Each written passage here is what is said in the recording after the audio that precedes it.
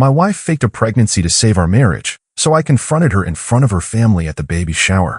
I'm 32, and 3 weeks ago I discovered that my wife of 4 years had been faking a pregnancy for 7 months to keep me from filing for divorce. What she didn't know was that I'd been planning to leave her long before she announced the pregnancy, and her desperate lie only made me more determined to expose the truth in the most devastating way possible. My name is Tyler, and this is about how I learned that sometimes the person you love most is capable of the cruelest deception imaginable. Let me start by saying that I genuinely loved my wife Michelle when we got married. We met in college during our senior year, dated for 3 years after graduation, and I thought we had everything figured out. She was working toward her teaching certification, I was climbing the ladder at an engineering firm, and we had these long talks about our future together. Kids by 30, a house in the suburbs with a big backyard, maybe a golden retriever. All the normal stuff that young couples dream about when they think love conquers everything. The problems started about 2 years into our marriage, though I didn't recognize them as serious problems at first. Michelle had always been what you'd call emotionally intense, but after we got married it transformed into something more demanding. She'd have complete emotional breakdowns over things that seemed minor to me forgetting to pick up milk on the way home, working late without calling first, or choosing to watch a game instead of a romantic movie. At first, I thought it was just stress from her new position teaching 3rd grade, so I tried to be more understanding and accommodating. But it kept escalating in ways that made me uncomfortable. She'd accuse me of not caring about her if I wanted to grab drinks with my college friends on Friday nights. She'd cry if I didn't respond to her text within 30 minutes, claiming I was ignoring her on purpose. She started going through my phone when I was in the shower, checking my email while I was at work, even calling my office to verify that I was actually there when I said I was.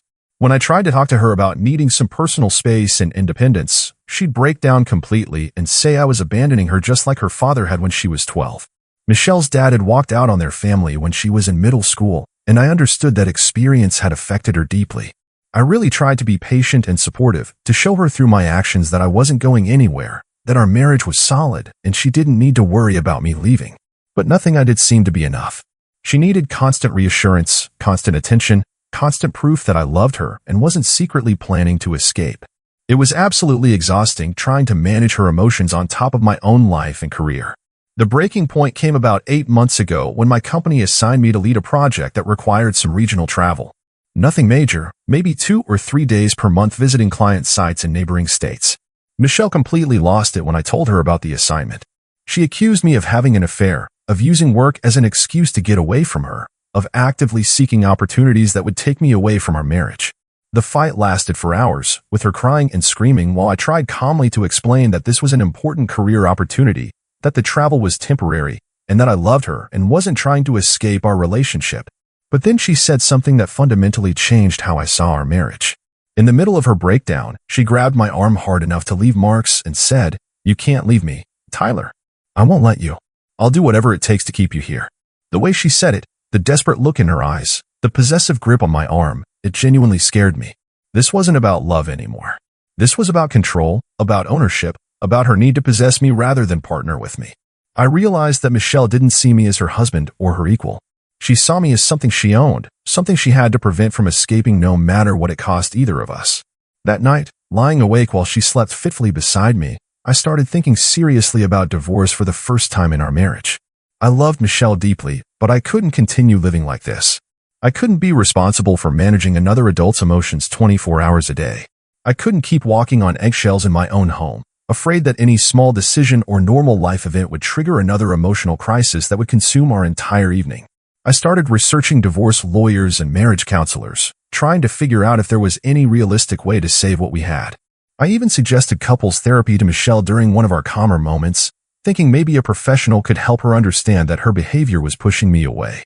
But she refused completely, getting defensive and angry. She said there was nothing wrong with our marriage that couldn't be fixed if I just tried harder to understand her needs and be more considerate of her feelings. That response told me everything I needed to know. Michelle couldn't see that her behavior was the problem. In her mind, I was the one who needed to change, to give more, to sacrifice more of myself to make her feel secure. She had no interest in examining her own actions or getting help for what was clearly becoming a serious mental health issue. That's when I knew our marriage was truly over. I spent the next few months planning my exit strategy. I consulted with a divorce attorney to understand my options and timeline. I started setting aside money in a separate account for my own apartment and living expenses. I researched rental properties in different parts of the city, places where I could start fresh without constant reminders of our failed relationship. I was planning to have the divorce conversation with Michelle after my work project finished in late February, giving us both some time to process and plan for the separation. Then, on Valentine's Day, she told me she was pregnant. I should have been overjoyed. We'd been trying to have children for over a year, and Michelle had been devastated every month when her period arrived. She'd cry for days, talking about how she was failing as a woman, how maybe she wasn't meant to be a mother. I'd comfort her and tell her we just needed to be patient, that it would happen when the time was right. But something about the timing felt suspicious. She'd been extra clingy lately, almost desperate in the way she'd been demanding my attention and affection. She'd been bringing up the idea of having children more frequently, talking about how a baby would bring us closer together and give us something meaningful to focus on. And now, just when I was emotionally pulling away and preparing to leave, she was suddenly pregnant? I pushed those doubts aside and tried to be supportive and excited. Maybe this was exactly what our marriage needed. Maybe becoming parents would help Michelle feel more secure and give her something productive to focus on besides her fears about me leaving. Maybe the responsibility of raising a child together would force us both to grow up and address our problems constructively. For the first few weeks after Michelle's announcement, things actually seemed to improve between us. She was excited about the baby, spending hours online researching pregnancy symptoms and baby development. She made lists of potential names, bookmarked nursery furniture websites, and talked constantly about how our lives would change once we became parents. She seemed calmer and more stable than she'd been in months, less focused on monitoring my every move and more focused on preparing for our future as a family. I started thinking maybe I'd been too hasty about wanting a divorce. Maybe Michelle's insecurity and controlling behavior had been driven by her fear that we weren't building something permanent together. Now that we were having a baby, maybe she'd feel more secure in our relationship and wouldn't need to constantly test my commitment to her. But then I started noticing small things that didn't quite add up, details that made me question whether everything was as straightforward as it seemed. Michelle claimed she was experiencing severe morning sickness, too nauseous to eat breakfast before work. But I'd find empty cereal bowls and coffee cups in the sink when I got home in the evening, suggesting she was eating normally once I left the house. She said her doctor had advised her to avoid strenuous exercise, but she never seemed to gain any weight despite claiming she was eating larger portions to nourish the baby. Her body looked exactly the same as it always had, with no visible changes despite supposedly being several months pregnant. When I suggested coming to one of her prenatal appointments, she always had a convenient excuse for why that wouldn't work. The appointments were during my busiest work hours, or the doctor had rescheduled at the last minute, or she wanted to handle the early visits alone until we knew everything was progressing normally. She'd come home with generic pregnancy pamphlets that looked like they'd been downloaded from the internet rather than provided by an actual medical practice. The biggest red flag came around what Michelle claimed was her 12-week mark. Her sister Rebecca was visiting for the weekend, and they were looking at pregnancy websites together, comparing symptoms and discussing baby preparations. Rebecca had 2 young children of her own, so she was excited to share her experiences and give Michelle advice about what to expect. With my first pregnancy, I was showing a little bump by 10 weeks, Rebecca mentioned casually. And the morning sickness was absolutely brutal for the first trimester. I couldn't keep anything down. But you seem to be handling everything so well, Michelle. You're lucky. I watched Michelle's face carefully during this conversation, and I could see something that looked like panic flash across her features. She got defensive immediately, her voice taking on that sharp edge it got when she felt cornered. Every pregnancy is completely different, Rebecca. My doctor says everything is progressing perfectly normally for my body type and health history. But when Rebecca asked follow-up questions about which doctor she was seeing and which practice she was going to, Michelle became vague and evasive.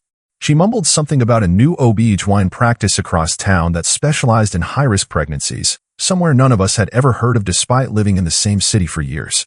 That night, I couldn't sleep. Something was fundamentally wrong with this situation, and I needed to understand what it was. Michelle was lying next to me, breathing deeply in what seemed like peaceful sleep, but I felt like I was sleeping next to a stranger. How well did I really know the woman I'd married? What was she capable of if she felt desperate enough? I started paying much closer attention to Michelle's behavior over the following weeks, and the more I watched, the more convinced I became that something was seriously wrong. She claimed to have morning sickness, but it only seemed to manifest when I was around to witness it.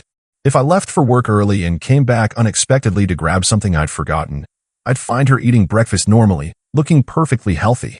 If I got up in the middle of the night to use the bathroom, she'd already be awake, sometimes reading pregnancy websites on her phone with an intensity that seemed more like research than casual browsing.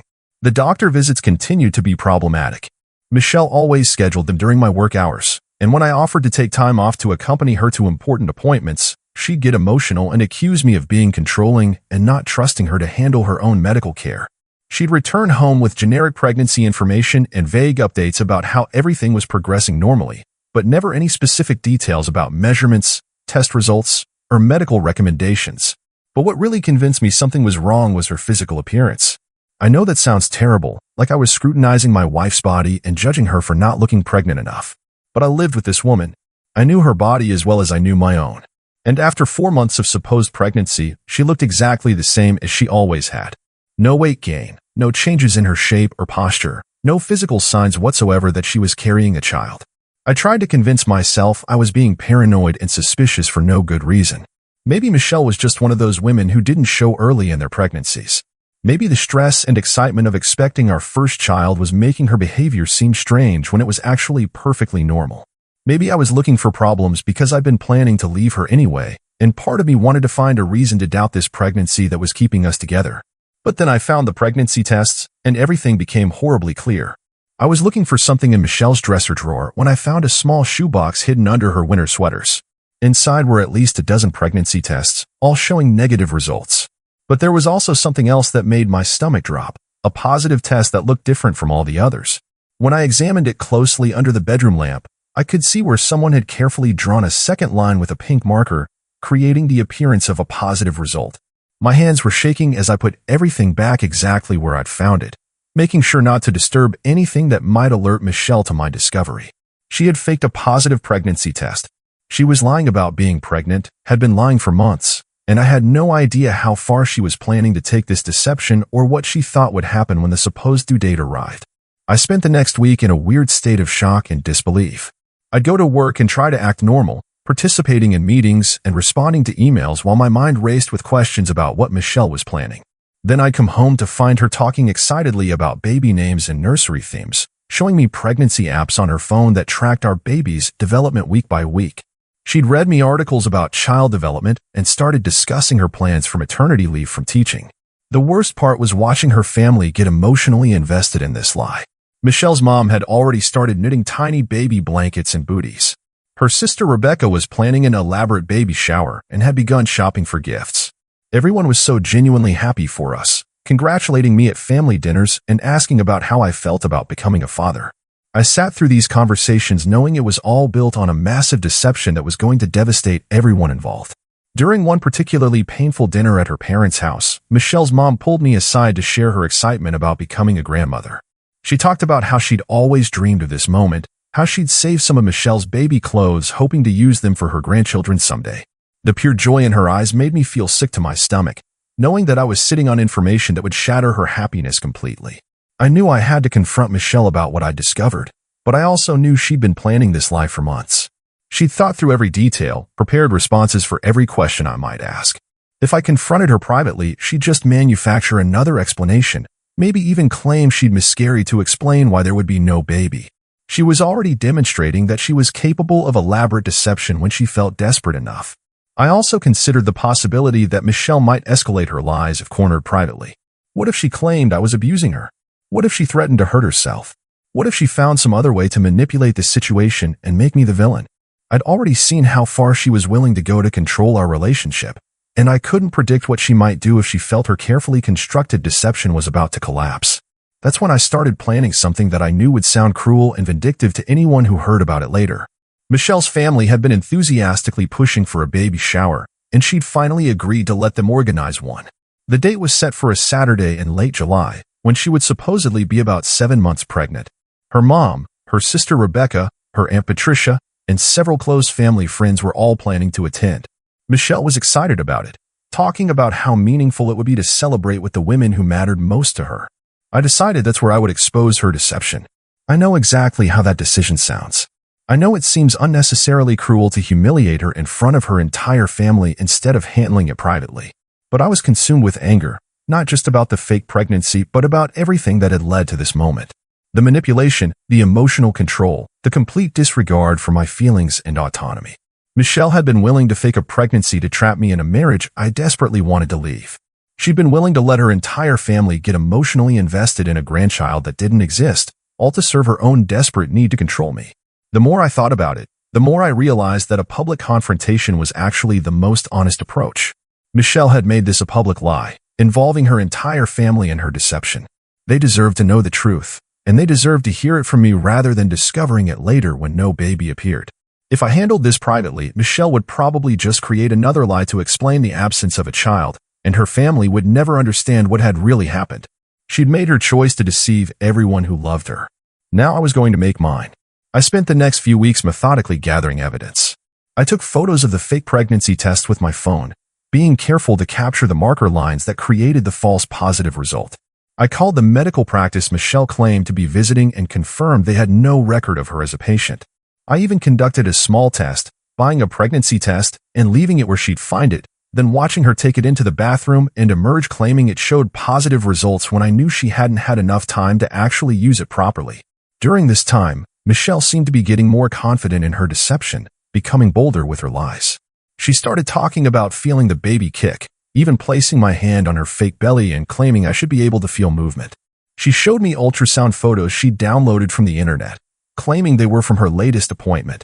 The depth of her deception was staggering, and it reinforced my belief that she would never voluntarily admit the truth. 3 days before the baby shower, I made one final attempt to give Michelle an opportunity to come clean voluntarily. I asked her directly if there was anything she needed to tell me about the pregnancy, anything she wanted to discuss before we celebrated with her family. She looked me straight in the eye with complete sincerity and said, "Everything is perfect, honey. Our baby is healthy and growing exactly as the doctor expected." That blatant lie, delivered with such conviction while she knew I was specifically giving her a chance to tell the truth, convinced me there was no going back from what I was planning to do. The baby shower was held at Michelle's mom's house, the same place where we'd celebrated our wedding reception 4 years earlier. About 15 women were there, all excited to celebrate the upcoming arrival of our first child. Michelle's mom had decorated with pink and blue streamers, and there was an elaborate cake shaped like a baby carriage with our supposed due date written in frosting. Walking into that house, seeing all the decorations and gifts, knowing that everyone there had spent time and money celebrating something that didn't exist, made me feel physically ill. But I also felt a strange sense of resolution. This deception had gone on long enough, and it was time for the truth to come out. Michelle was playing her role perfectly. She'd ordered a fake pregnancy belly online and was wearing it under a flowing maternity dress. She was glowing with happiness, graciously accepting congratulations and gifts, talking animatedly about how excited she was to become a mother and how supportive I'd been throughout her pregnancy. Watching her lie so effortlessly to people who loved and trusted her completely made me feel physically sick. I noticed how naturally the deception came to her, how she perfected every gesture and response. When someone asked about nursery plans, she had detailed answers ready. When they discussed baby names, she had favorites picked out for both genders. She'd even practiced walking and sitting differently to accommodate her fake belly. The level of preparation and commitment to this lie was honestly impressive in its thoroughness. I waited until after they'd finished playing the traditional baby shower games and opened most of the gifts. Michelle was sitting in the center of the living room, surrounded by piles of baby clothes, toys, and nursery items, looking happier and more content than I'd seen her in months. That's when I stood up and cleared my throat. "I have something important I need to say to everyone," I announced. The room went quiet, probably expecting me to give some touching speech about how grateful I was for their support and how excited I was to become a father. Instead, I pulled out my phone and started reading from the notes I'd carefully prepared. 7 months ago, Michelle told me she was pregnant. I was thrilled to become a father, and I've spent months preparing for our child's arrival. But 3 weeks ago, I discovered something that changed everything. Michelle's face went completely white. She started to stand up from her chair, but I continued talking before she could interrupt. "Michelle isn't pregnant. She's been faking this entire pregnancy to prevent me from filing for divorce." The room erupted in shocked gasps and confused shouting. Michelle's mom started demanding to know what was wrong with me, how I could say such a horrible thing about my own wife. Rebecca was asking if I'd lost my mind, suggesting that maybe I was having some kind of mental breakdown. Several other women began talking at once, some defending Michelle and others asking for clarification. But Michelle just sat there frozen, staring at me with an expression of pure terror. I showed them the photos on my phone, the negative pregnancy tests, the fake positive test with visible marker lines. I explained about the medical practice that had no record of her as a patient, about the downloaded ultrasound photos, about all the small inconsistencies I'd noticed over the months. I pointed out that Michelle had no actual medical documentation of her pregnancy, no legitimate doctor's notes, no real proof of any kind.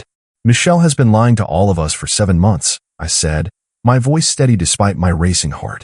She's let you buy gifts, plan celebrations, and get emotionally invested in a grandchild that doesn't exist. She's done it all to manipulate me into staying in a marriage I've been trying to leave. The silence that followed was deafening. I could see the pieces clicking together in their minds, the realization dawning that everything they'd been celebrating was built on a lie. Michelle's mom sank into a chair, her face crumpling as she processed what I just revealed. Michelle finally found her voice, but it came out as a desperate whisper. Tyler, please don't do this. We can work this out. I can explain everything if you'll just give me a chance. But I was completely done listening to her explanations and promises. The only thing I want from you now is a divorce. I left the party with Michelle's family still shouting questions and accusations, still trying to process what they'd just learned. Michelle followed me to the driveway, crying and begging me not to leave her, promising she'd get help and that we could start over. But I got in my car and drove away without looking back. The aftermath has been brutal but also strangely liberating. Michelle's been calling and texting constantly, alternating between desperate apologies and angry accusations. Her family is completely divided about how to respond. Some blame me for the public humiliation, while others are horrified by the extent of Michelle's deception. But for the first time in years, I feel like I can breathe freely. The weight of living with someone else's lies and manipulations has been lifted from my shoulders. I filed for divorce the following week. What Michelle did wasn't just a lie, it was a fundamental betrayal of everything marriage is supposed to represent. I couldn't have stayed with someone capable of that level of calculated deception, no matter what her reasons were. Some people think I was too harsh, that I should have handled it privately. But Michelle had shown me she was willing to deceive everyone who loved her to get what she wanted. Sometimes the only way to stop someone from continuing harmful behavior is to expose it completely, even if that feels cruel. I'm rebuilding my life now, one based on honesty instead of manipulation. And I finally understand that love shouldn't feel like being trapped.